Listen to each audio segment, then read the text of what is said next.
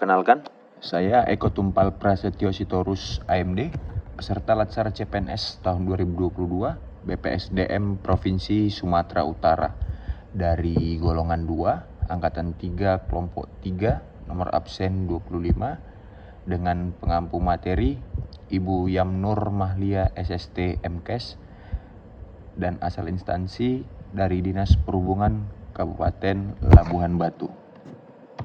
Pada tanggal 27 Juli 2021, Presiden Republik Indonesia Bapak Joko Widodo resmi meluncurkan fondasi baru bagi aparatur sipil negara, yaitu Core Values Berakhlak, yang merupakan akronim dari berorientasi pelayanan, akuntabel, kompeten, harmonis, loyal, adaptif, dan kolaboratif. Bersamaan dengan Core Values Berakhlak, Presiden Jokowi juga meluncurkan employer branding yang baru, yaitu Bangga Melayani Bangsa. Di video kali ini saya akan membahas salah satu poin dari Core Value Berakhlak, yaitu kompeten. Definisi kompeten adalah deskripsi pengetahuan, keterampilan, dan perilaku yang diperlukan dalam melaksanakan tugas jabatan, tertulis dalam pasal 1 Permenpan RB nomor 38 tahun 2017. Dan kompetensi menjadi faktor penting untuk mewujudkan pegawai profesional dan kompetitif.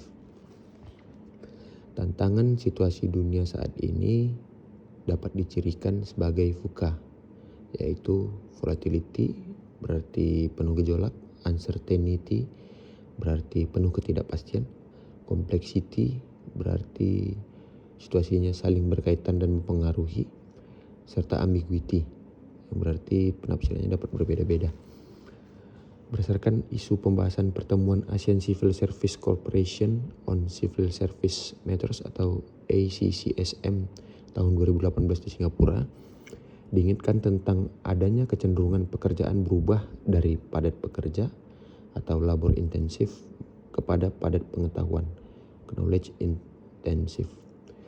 Dapat disimpulkan berarti semakin maju perkembangan teknologi dan informasi, maka lebih mengutamakan kualitas pekerja dibandingkan kuantitas pekerja.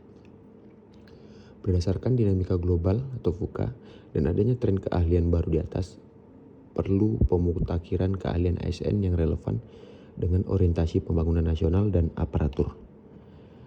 Disrupsi teknologi, perubahan teknologi informasi bergerak lebih cepat dibandingkan dengan kemampuan banyak pihak dalam memanfaatkan kemajuan teknologi untuk meningkatkan produktivitas organisasi. Dalam konteks ini, akuisisi sejumlah kompetensi dalam standar kompetensi ASN diperlukan yang memungkinkan tumbuhnya perilaku dan kompetensi ASN yang adaptif terhadap dinamika lingkungannya. Maksudnya adalah ASN perlu menyesuaikan diri terhadap perkembangan kemajuan teknologi dan informasi untuk meningkatkan pelayanannya kepada masyarakat. Pengelolaan ASN berbasis merit. Pengelolaan ASN harus memenuhi kesesuaian kualifikasi, kompetensi, dan kinerja, serta tidak boleh ada perlakuan diskriminatif seperti karena hubungan agama, kesukuan, atau aspek-aspek primordial lainnya yang bersifat subjektif dan tidak objektif. Itu bertujuan untuk menjadikan birokrasi yang berkelas dunia dengan indikator yang pertama, pelayanan publik semakin berkualitas, dan yang kedua, tata kelola semakin efektif dan efisien. Unsur dalam siklus manajemen ASN ada 3, yaitu melakukan perencanaan rekrutmen seleksi berdasarkan kesesuaian kualifikasi dan kompetensi yang bersifat terbuka dan kompetitif. Yang kedua, memperlakukan ASN secara adil dan setara untuk seluruh kegiatan pengelolaan ASN lainnya. Serta yang ketiga, memberikan remunerasi setara untuk pekerjaan-pekerjaan. Terdapat 8 karakteristik ASN dapat dikatakan kompeten. Yang pertama, integritas. Yang kedua, nasionalisme. Yang ketiga, profesionalisme. Yang keempat, wawasan global. Yang kelima, IT dan bahasa asing. Yang keenam, hospitality atau pelayanan. Yang ketujuh, networking atau hubungan koneksi. serta yang kedelapan entrepreneurship atau berjiwa bisnis. Standar kompetensi ASN yang diperlukan ada 3. Yang pertama kompetensi teknis, manajerial, dan sosial kultural. Kompetensi teknis itu berhubungan dengan pengetahuan dan keterampilan pribadi yang dapat diamati, diukur, dan dikembangkan yang spesifik berkaitan dengan teknis jabatannya. Yang kedua, kompetensi manajerial berarti kemampuan ASN untuk memimpin atau mengelola unit organisasi, serta kompetensi sosial kultural berarti kemampuan ASN untuk berinteraksi dengan masyarakat majemuk dalam hal agama, suku, budaya, perilaku, wawasan kebangsaan, etika, nilai-nilai moral, emosi, dan prinsip yang harus dipenuhi setiap pemegang jabatan untuk memperoleh hasil kerja sesuai dengan peran, fungsi, dan jabatan. Pengembangan kompetensi ASN berdasarkan peraturan pemerintah nomor 11 tahun 2017 pasal 210 sampai dengan pasal 212 ada 3. Yang pertama, mandiri oleh internal instansi pemerintah yang bersangkutan.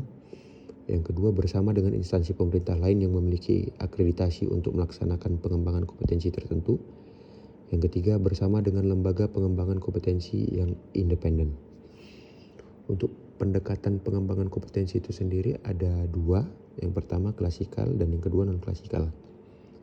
Serta untuk yang non-klasikal itu ada 3 jenis lagi. Yang pertama e-learning, yang kedua job enrichment, serta yang ketiga job enlargement. Job enlargement ini termasuk coaching and mentoring. Coaching and mentoring selain efisien karena dapat dilakukan secara masif dengan melibatkan antara lain atasan peserta pelatihan sebagai mentor sekaligus sebagai coach. Selain itu, coaching dan mentoring juga penting terkait beberapa hal. Yang pertama, meningkatkan kinerja individu dan kinerja organisasi. Yang kedua, membangun komitmen dan motivasi yang lebih tinggi. Yang ketiga, menumbuhkan kesadaran dan refleksi diri dalam pengembangan potensi diri. Yang keempat, menumbuhkan kemampuan kepemimpinan yang lebih baik. Yang kelima, membuat proses manajemen perubahan yang lebih baik. Yang keenam, memperbaiki komunikasi dan hubungan antara atasan bawahan.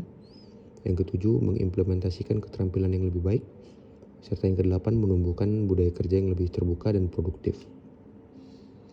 Pengembangan talenta ASN ada alat bantunya, yaitu 9 kotak potensial dan kinerja yang dapat menentukan sejauh mana kinerja dan potensial dari ASN itu sendiri. Lalu berdasarkan poin yang dapat dari tabel tersebut dapat dilihat dari kotak sebelah kanan, kita bisa menentukan apa tindakan yang direkomendasikan untuk ASN tersebut berdasarkan nilai yang dia dapat. Perilaku kompeten selanjutnya ada budaya learn, unlearn, and relearn. Yaitu yang pertama learn. Dalam tahap ini sebagai ASN dibiasakan belajarlah hal-hal yang benar-benar baru dan lakukan secara terus-menerus. Yang kedua unlearn. Tahap kedua, lupakan atau tinggalkan apa yang telah diketahui berupa pengetahuan dan atau keahlian. Proses ini harus terjadi karena apa yang ASN ketahui ternyata tidak lagi sesuai dan tak lagi relevan. Meskipun demikian, ASN tak harus benar-benar melupakan semuanya untuk hal-hal yang masih relevan. Serta yang ketiga, relearn. Dalam tahap terakhir proses relearn, kita benar-benar menerima fakta baru.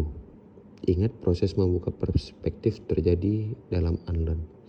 Jadi dalam teori ini kita mempelajari hal baru, lalu melupakan hal-hal yang sudah tidak relevan lagi dengan kondisi terkini atau terbaru, serta kita benar-benar menerima fakta baru yang kita pelajari.